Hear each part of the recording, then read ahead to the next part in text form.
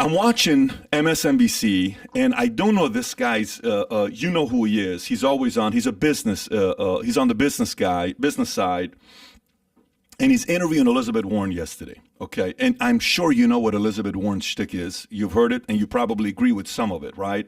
Where she says, Elon Musk, he's this. He's a freeloader. I don't know if you saw that or not. He was on with what's his name.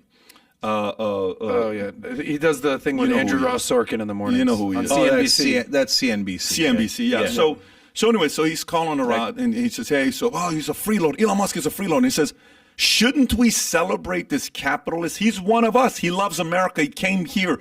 He created all these jobs. Should we not recognize? No, he took money from." So, what's your position with Warren, Musk, that conversation? Yeah. So this is what drives me crazy about the national conversation. None of it makes any sense. So, are you for Elon Musk or against Elon Musk? Wait a minute, that question doesn't make any sense. The question is, what's Elon Musk doing?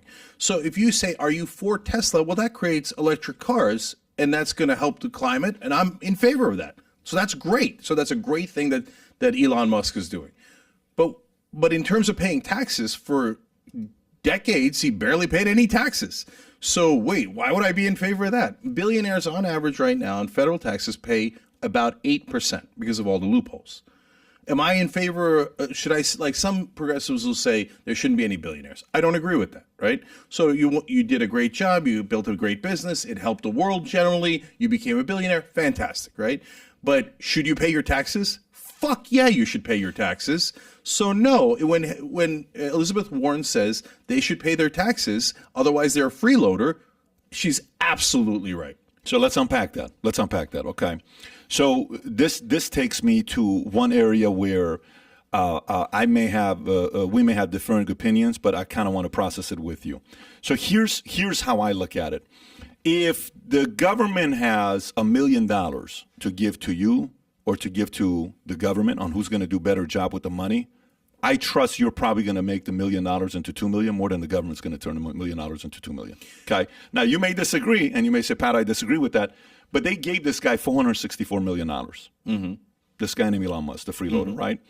And he takes that $400 million, and it's a 10-year loan that they give him. He pays it off 3 years later in 2013, okay, with interest. At the time, he has 6,000 employees. He takes it from 6,000 employees to 100,000 employees. Do you think that $464 million that he got from the government that he borrowed, if that was given to somebody in the government, do you think they're going to get that kind of return and produce 94,000 jobs of people in the free market that taxpayers don't have to pay for? So, Patrick, let me ask him. Please. Who gave him the 464? Taxpayers did. Okay, so the government did. So you just made an argument for the government being awesome at this. Because they gave it to Elon Musk. The government made the decision to give it to Elon Musk, and it turned out to be a great investment. But it's congratulations, government. But right? I agree. No, but what I'm saying is I agree. Versus when we see some of this money when they say we're going to do $5.8 trillion. Where's the money going to? Okay, so now let's break it down. Go for it. So the government sometimes gives out subsidies that make a lot of sense. So, for example, when they give to renewable energies, Fox News went crazy about Cylinder because that was a company that lost money. But when you looked at the overall portfolio, that was a thing that Obama did really, really well. The overall portfolio made tons of money and gave it back to the government. So that was a success story. And so Fox News eventually dropped Cylinder because it was embarrassing because that government program totally worked. On the other hand, some government programs, or actually most government programs, are just built to be robberies.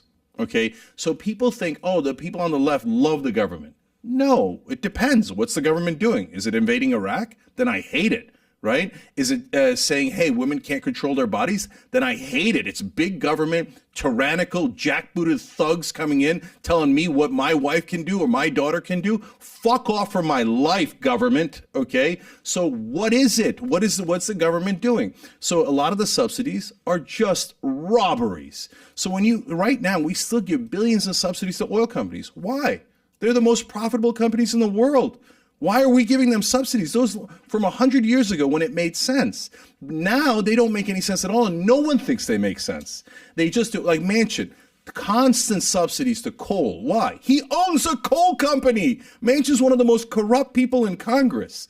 So, but they're all corrupt. You name it. Or you talk about Hunter Biden. Orrin Hatch's son was a lobbyist who just wrote off his dad, right? So whatever he wanted passed, he'd go tell his dad, and his dad, technically we didn't meet at all. It was somebody else from my son's company, lobbying company. And they would pay the son millions of dollars, and then Orrin Hatch would pass whatever the hell they wanted. So this robbery's been going on for a long, long time. So it depends on what you mean by government.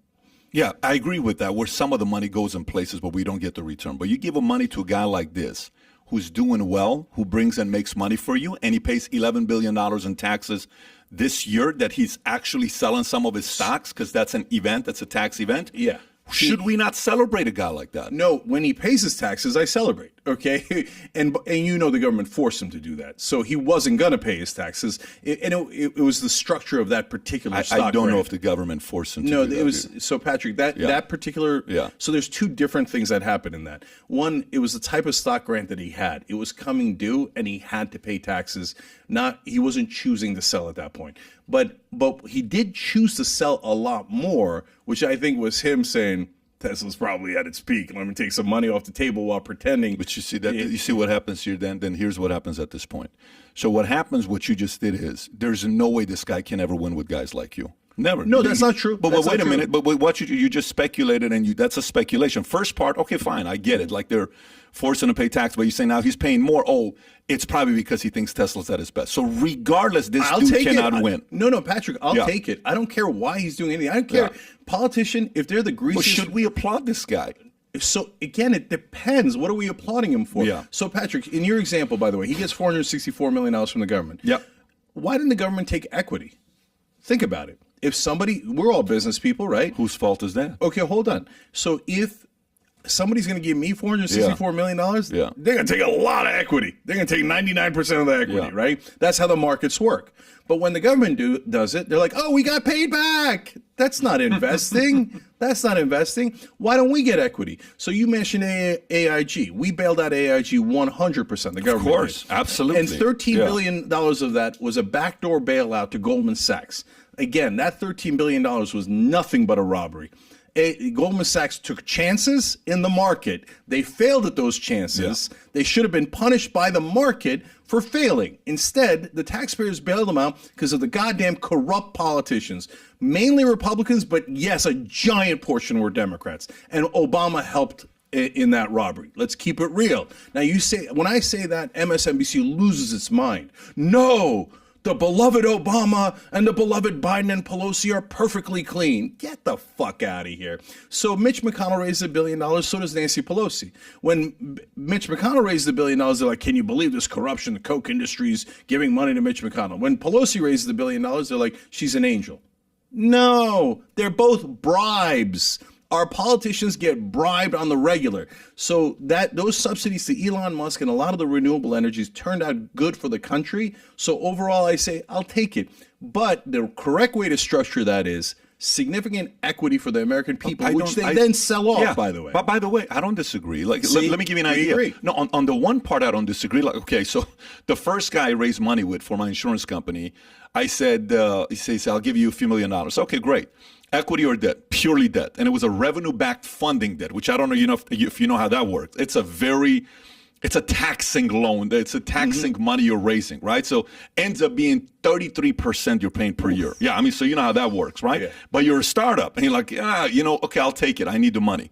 We paid him off 1.5 years later. The second guy comes around, he says, I'm going to give you $10 million. I said, $10 million? And at this point, I want debt. I don't want equity. He says, I don't want debt. I want equity. Of course. Well, that $10 million guy paid him $40 million. So he's sitting pretty saying, shit, can I get some more? So he calls me 2 weeks ago. He says, can I give you another $20 million? Because I said, no, I'm good at this point, man. We're going to be totally fine. So I get that part. That's the government lack of ability to negotiate the right contracts for tax people, which you should have asked for equity in Tesla. It would have been better for everybody else. Can you imagine how much the government would have made if we got equity in Tesla? What a great return that would have been. Does the government ever do that, though? Actually get equity in these private businesses? They can. For example, I think when the banks all crashed, they should have nationalized them in the short term, then gotten equity, and then sold them back into the private market. You don't want the government running all the private banks. That's crazy. But when they go bankrupt, you still need the financial system to function. But when you rescue them, as any investor that rescues a business would have nearly 100% of it, right? So the American people get it. So when they get back on their feet and they get to profitable, we at least benefit from that. Instead, what the American people do is constantly just give away billions of dollars to corporations and get nothing in return. Why? Because those corporations gave millions of dollars in campaign contributions to those corrupt senators and representatives. Yeah. So they're just getting free money because they're being bribed. I support the fact that Elon didn't give up equity. Good for him, because he doesn't want to be controlled by them. That is a choice that the individual can make, Sure. whether you want to do that or not. The last course. thing you want is, every time I go to DMV, they treat me like shit. Every time I go to a different institution that's not run by the government, they treat me better. When I was in the Army, and I was in the Army for a few years, it wasn't like, hi, Mr. David, how are you? No, it's like, hey, specialist, stand over there. Like, okay. I mean, that's just not how things work in free enterprise. He doesn't have to take the money. That's right. So he made the right move. You for always himself. give the TSA versus Clear analogy. Dude, Clear treats you royally. Hey, Mr. David, how are you? How's your day?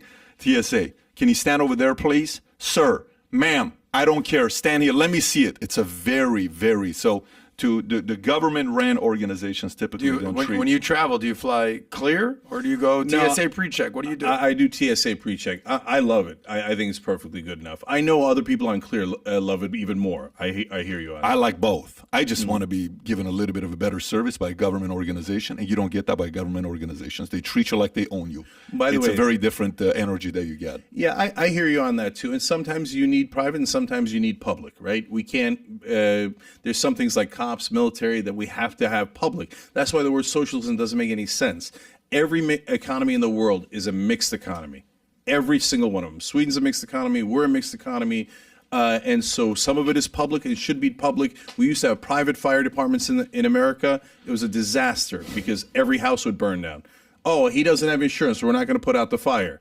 Oops, there goes a whole block, right? Some things need to be public, including health So insurance. there just by the needs way. to be a perfect balance, a mixture. Is There what you're needs to be a saying? mixture because life is about balance. So saying the government is bad doesn't make any sense. Saying the government is good doesn't make any sense. The question is, what are they doing and how effectively are they carrying out that mission? Yeah. If you enjoyed this short clip, click over here to watch another short clip. And if you want to watch the entire episode, the entire podcast, click here.